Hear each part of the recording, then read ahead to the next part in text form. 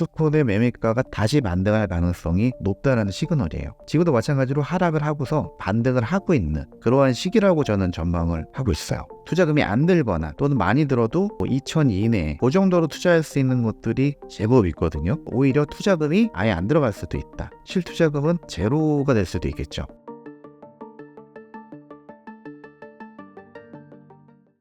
작가님, 최근 수도권 아파트 경매 낙찰가율이 20개월 만에 최고라는 기사를 보았는데요. 이것이 시사하는 바는 무엇일까요? 굉장히 큰 의미가 있어요. 파란색 이 선 낙찰가율이 희한하게도 매매 시장에 어떤 시그널을 주는 역할을 해요. 그러니까 이게 선행지수 역할을 해요. 확연하게 그거를 아실 수가 있는 게 뭐냐면요. 자, 낙찰가율이 이때부터 쭉 떨어지죠. 이 파란색 요 지점이 이때부터 매매 가격 하락이 시작이 된 거예요. 그럼 먼저 경매 시장의 낙찰가율이 떨어지기 시작해요. 그 다음에 실질적으로 매매 가격이 하락을 해요. 그리고 저점을 찍고서 다시 올라가기 시작하죠. 이 시점에 상승이 시작됐고요. 계속 이게 반복이 돼요. 정확해요. 어찌 보면은 이 추세대로. 이것도 하락 쭉 하고 있는 중간에 하락이 시작됐고 올라가는 중간에 또 상승이 시작되고 이 패턴이 계속 반복이 돼 왔거든요. 그리고 이제 최근 20개월 동안 이때부터 지금까지 중에서 요즘이 낙찰가율이 높은 시기가 맞아요. 그게 어떤 걸 의미하냐면은 이때 최저점을 찍고서 이렇게 낙찰가율이 올라가는 도중에 요 시점부터 수도권의 반등이 시작이 됐거든요. 그리고 다시 살짝 꺾였죠. 그리고 수도권의 반등도 꺾였고 그리고 지금 다시 올라가고 있죠. 이렇게. 그러면은 어떻게 될 가능성이 높다? 스토콘의 매매가가 다시 반등할 가능성이 높다라는 시그널이에요. 그럼 이제 많은 분들이 또 불안해하세요. 그런데 제가 아까 전망한 대로라면은 계속 이렇게 올라가기보다 좀 오르다가 다시 그 상승의 기운이 좀 없어질 가능성이 높다라는 거죠. 그걸 어떻게 알 수 있냐면요. 지금의 요 시점이 과거에 저는 요 정도 시점이라고 봐요. 이게 언제냐면은 이때부터 하락이 시작됐는데 중간에 보시면 살짝 반등한 시기가 과거에도 있었어요. 지금도 마찬가지로 하락을 하고서 지금 반등을 하고 있는 이제 그러한 시기라고 저는 전망을 하고 있어요. 저는 모은 돈도 얼마 없는데 어떻게 경매 투자를 할 수 있나? 이런 고민이 많이 드는데요. 시드머니가 어느 정도 있어야 경매 투자 가능할까요?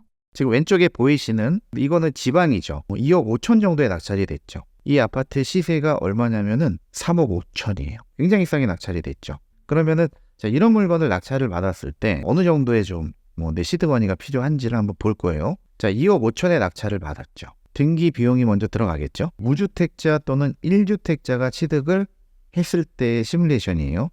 그래서 취득세는 그냥 1%를 기준으로 놓고 봤을 때 취득세를 포함해서 등기 비용은 요 정도가 들어가요. 370 남짓 요 정도가 이제 들어가고요. 그리고 이제 우리가 대출을 받을 수가 있죠. 경매 같은 경우는 낙찰가의 60에서 한 80% 정도가 돼요. 그래서 한 70% 정도를 대출을 받았다라고 지금 가정을 한 거예요. 그리고 밑에 보면 이제 월 이자라고 나와 있죠. 1억 7,500에 대출을 받았는데 금리를 6% 정도로 받았다라고 가정을 한 거예요. 그랬을 때 매월 내는 이자는 87만 원이 좀 넘는다. 그리고 밑에 보면 3개월 이자가 있죠. 이제 경매는 명도라는 걸 하죠. 내가 잔금 내는 날 인도를 받아야 되는 게 맞는데 경매에서는 내가 잔금을 내는 날 이렇게 명도가 되고 이게 원활하지 않을 수 있으니 잔금 내고서 한 달 내지 2달 정도 지나서 점유자가 나가고 그리고 이제 그 아파트를 인테리어도 좀 하고 그리고 이제 전세로 만약에 내놓는다 라고 했을 때 보통 평균적으로 2개월에서 3개월 정도의 기간이 소요가 돼요. 임차인이 들어오기 전까지. 그러면은 한 3개월 정도는 내가 대출받은 이자를 내야겠죠. 이제 거기에 대한 비용이 이제 들어간 거예요. 3개월 이자가. 그리고 명도, 기타 어떤 그런 비용들을 한 100만 원 정도를 일단 잡았고요. 그리고 이제 인테리어를 해요. 1,500 정도 들여서 이제 인테리어를 하는 거예요. 1,500 정도면 거의 올수리, 샤시 빼고 전부 다 올수리를 할 수 있을 정도의 금액이에요. 그리고 전세를 2억 5천에 넣는 거예요. 자, 이 과정 중에 이 잔금 투입이 뭐냐면 내가 낙찰받고 대출을 받고서 나머지 금액 잔금을 내겠죠. 그러면 2억 5천에 낙찰을 받고 1억 7,500 대출을 받으면 잔금 때 7,800 남짓의 돈이 일단 필요한 거예요. 캐시가. 일단 이 돈은 있어야 돼요. 기본적으로 있어야 된다.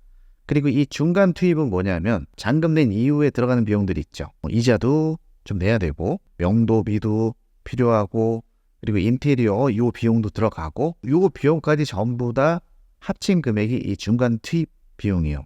그러니까 결과적으로는 9,700 정도는 융통할 수가 있어야 돼요. 이 정도의 금액은 있어야 된다. 근데 밑에 보시면 이제 취득가라고 있죠.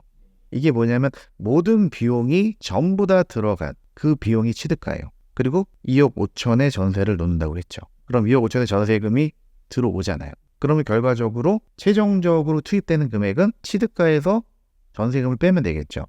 그 금액이 2,400 남짓이다 라는 거거든요. 그러니까 시세 3억 5천짜리 아파트를 2억 5천에 낙찰을 받고, 그리고 요런저런 비용들이 들어가서 일시적으로는 9,700 남짓의 비용이 들어가지만 결과적으로 전세금을 받고 나면 실제로 투자되는 금액은 2,400 남짓이다. 이렇게 이해를 하시면 되는데, 더 중요한 게 뭐냐면요, 이 아파트의 지금 전세 시세는 2억 7천에서 2억 8천이에요. 전세 매물도 딱 하나 있어요. 2억 7,500에 나온 매물이 있거든요. 이 아파트가 인테리어 1,500까지 들여서 이 아파트를 수리를 하잖아요. 그러면은 2억 7천 이상은 충분히 전세를 놓을 수가 있어요. 근데 굉장히 보수적으로 제가 2억 5천으로 잡아놓은 거예요. 그럼 만약에 2억 7천에 전세를 놓게 되면은, 아니면 시세 나온 대로 2억 7,500에 전세를 놓게 되면은 실투자금은 제로가 될 수도 있겠죠. 그래서 어느 정도의 시드머니냐, 그러면 이 아파트의 가격에 따라서, 낙찰 가격에 따라서, 그리고 또 이 전세 시세에 따라서 좀 많이 달라지겠죠. 이 아파트 같은 경우는 오히려 투자금이 아예 안 들어갈 수도 있다. 그럼 일시적으로 융통될 수 있는 1억 가까운 그런 금액. 그래서 이제 저는 그런 얘기를 해요. 투자 목적으로 대출을 받는 건, 마이너스 통장 1억짜리를 만들어서 이렇게 일시적으로 투자가 되는 투자의 툴로 활용을 한다면 이거는 굉장히 좋은 방법이라고 저는 얘기를 해요. 작가님, 초보 투자자가 이렇게 경매를 배워서 2, 3년 동안 투자를 한다면 어느 정도 돈을 벌 수 있을까요? 이 물건을 2년 후에 하나도 시세가 안 올랐다라고 가정을 하고 그대로 3억 5천에 매도를 했을 때 이 비용이요, 양도소득세가 한 1,670만 원 정도 발생이 되고요. 그리고 세금까지 다 공제를 하고 딱 수익이 한 5,700 정도 돼요. 그런데 만약에 시세가 더 상승을 해준다면 그 상승되는 금액만큼은 추가적인 수익이 되겠죠. 초보 경매 투자자라면 어떤 물건을 목표로 투자를 하면 좋을까요? 소액으로 투자할 수 있는 곳들이 많아요. 여러분들은 수도권에 관심들이 많으시거든요. 저는 수도권은 투자 목적보다는 실거주 경매로 지금 투자하기 굉장히 좋은 시기거든요. 초보들이 투자를 한다라고 하면은 수도권보다는 지방 쪽으로 눈을 돌리시면은 할 게 너무너무 많아요. 적게는 한 5, 6천 선에서 중원에 유통되는 게, 그리고 최종적으로는 거의 투자금이 안 들거나 또는 많이 들어도 2천 이내에 그 정도로 투자할 수 있는 것들이 제법 있거든요. 그럼 초보라고 한다면 일단은 처음에 시작은 그렇게 작게 하시는 것도 저는 굉장히 좋은 방법이라고 생각을 해요.